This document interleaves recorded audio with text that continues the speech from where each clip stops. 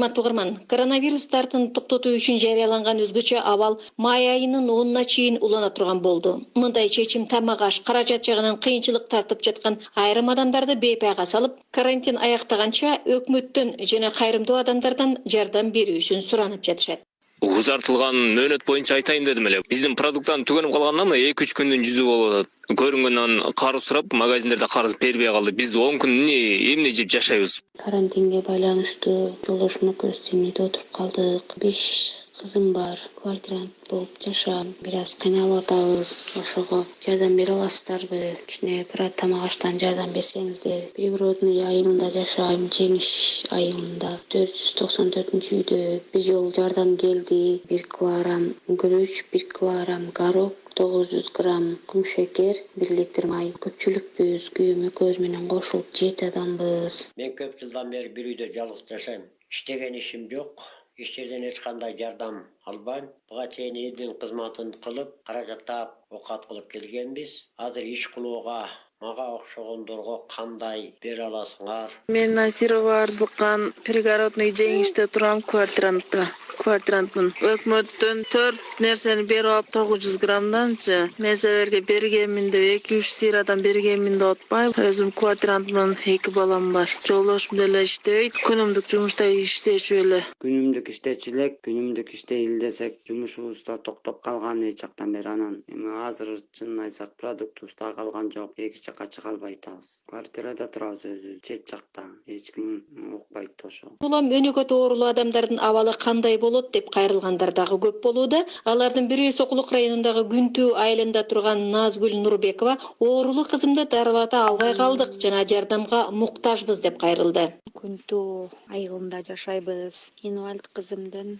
лечениясы 2 айдан бери калып кетти, кылынбай атат. Бутунан кыйшак болчу, косолапый болчу. Күндөн күнгө буту кыйшайып баратат. Ортопедический ботинка кийчү элек, ортопедический ботинкабыз дагы келбей. Ошо леченияга массаж алчу элек, массажга да бара албай. Бияка биз жака блокпостторду коюп туруп өтө албай жатабыз. Леченияга барганга да акчабыз жок. Жолдошум дагы кичине базарга чыгып, акча кылып, аны муну кылчу эле. Базарлар жабылгандан бери эчтеке кыла албай атабыз. Кызымдын бутусу мурдагы акыбалы кайра келип атат, кыйшайып.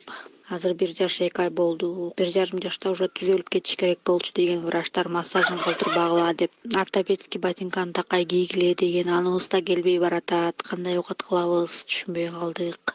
Ал эми Нарын областындагы Ат башы жана Нарын райондорунун ортосунда жайгашкан Кызыл Бел деген жерде 45 адамдан турган 6 түтүн эл эч жака бара албай, азык-түлүксүз жана гуманитардык жардамсыз калдык деп кат жазып, аны Актала районунун тургуну окуп жөнөтүптүр. Нарын областынын башынын ортосундагы 6 сейме калып калыптыр. Кызыл Белде. Ошол жакта бир тууган эжем бар эле, ошол чалып айтты. Ошолордун катын окуп коеюн. Ара жолдо калган 6 түтүн 45 адам жашайт экен 6 түтүндө.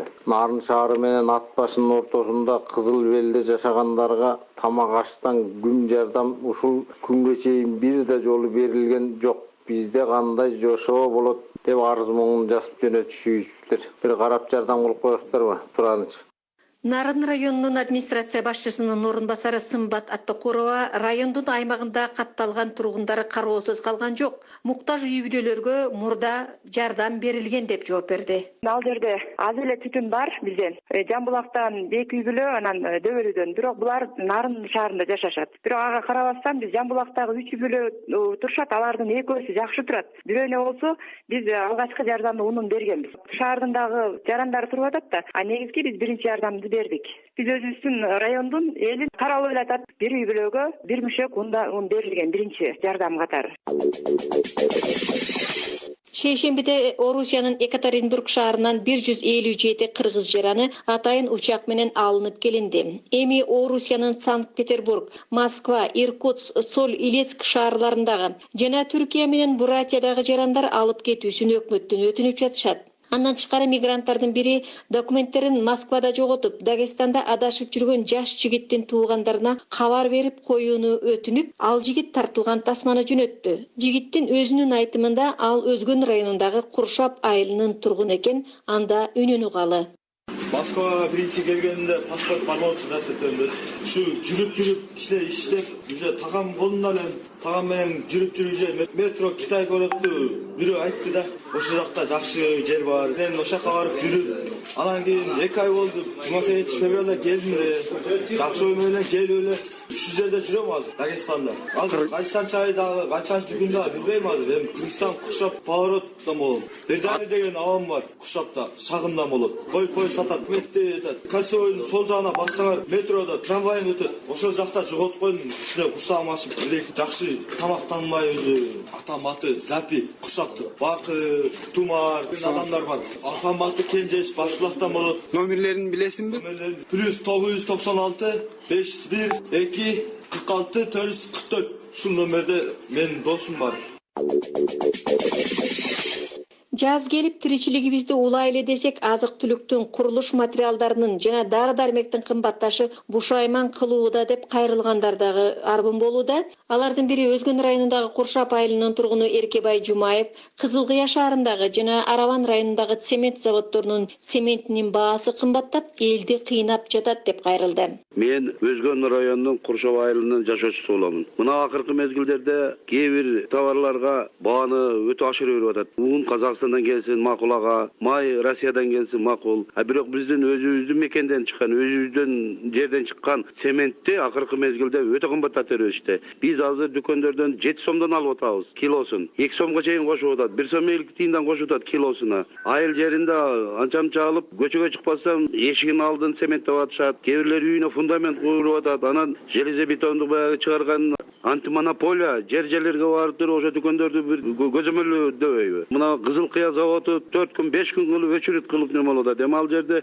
акыркы мезгилдерде сатылып кетти деп атат чет мамлекеттик атуулдарга. Ал жерге дагы мындай жасалма жол менен өчүрүт кылып атат. Ошондой эле мына Араванда жалаң эле өзүбүз депутаттардын, өзүбүздүн аткаминерлердин заводдору. Аларды дагы экспортко беребиз. Же болбосо завод бузулду деген шылтоо менен чыгарып, кайра токтотуп, ар шылтоо менен жасалма кезек бул 3 күн 4 күн өчүрүт көтөрүп дүкөнчүлөр пара берип алып келип атабыз деген ойлор болуп атат. Эми ошолор азыр 7 сомго чыгып кетти да, элдерге кыйын болуп калды. Ошону антимонополия мамлекет кичине көзөмөлдөп койсо болбойбу беле?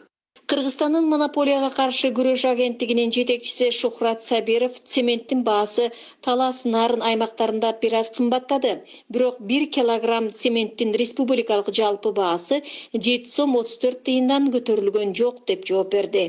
Социалдык маанилүү товарлар бар да, ошо 14 тизмеси бар. Ошолордун да абалы боюнча биз ар күнүнө мониторинг жүргүзүп атабыз. Бирок эми цемент социалдык маанилүү товарлардын тизмесине кирген эмес. Мендеки маалымат боюнча 23 апрелге карата цемент кымбаттаганы байкалып атат. Республика боюнча орточо эсеп менен 4,2% кымбаттаптыр да. Бул өзүбүздө өндүрүлүүчү цемент кымбаттаптыр. А импорт болгон цемент 6,7% кымбаттаптыр. Эми бул нарында, Таласта байкалып атат, Ошто, Түштүк областтарда кымбаттаганы бизге көрүнбөй атат. Кырдагы жарыш көп ишканалар токтоп калды. Азыр Кызылкыядагы цемент заводдор азыр акырында баягы ишке кире баштап. Азыркы учурда буга чейинки өндүрүлгөн ошо калдыктары сатылып аткан болушу мүмкүн да. Кескин кымбаттап кетти деген бир факты жок. Орточо эсеп менен азыр мана 1 тонна цемент азыркы учурда бизде орточо баалар азыр республика боюнча ошо 7 сом тыйыны менен болуп атат да. 7 сом 37 тыйындан болуп атат. Тоннасы 7375 сом болуп атат азыр. Жакынкы жылдарда 5 сом болгон эмес.